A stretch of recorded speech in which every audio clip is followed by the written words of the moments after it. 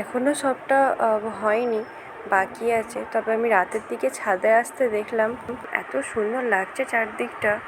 আলোতে তো একদম ভর্তি হয়ে গেছে, মনেই হচ্ছে না যে এটা সন্ধে বা রাত হয়ে গেছে, এতটা চারদিকটা পুরো আলোয় আলোকিত হয়ে গেছে। তো অনেকক্ষণ দাঁড়িয়ে দেখার পর ভাবলাম যাই ক্যামেরাটা নিয়ে আসি।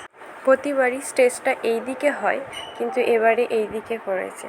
যাক, দেখা যাবে সবটা কি হচ্ছে না হচ্ছে। তারপর অনেক অনুষ্ঠান হয়, প্রাইজ দেয়, সেটাও দেখতে পাবো।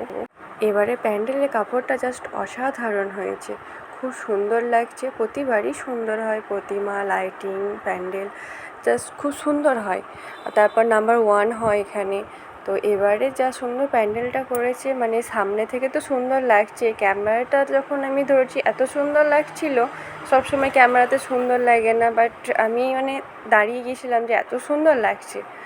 তো যে এইটা সিলেক্ট করেছে তার পছন্দ আছে বলতে হয়, খুব সুন্দর হয়েছে।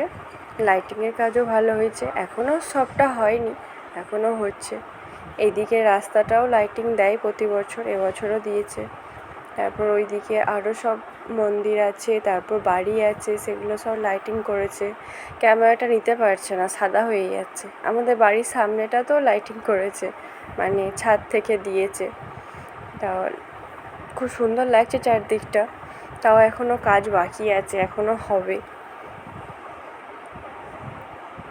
এটা একদম গেট অবধি, গেটের এটা উল্টো সাইডটা, সামনের দিকটা নিশ্চয় আরও সুন্দর।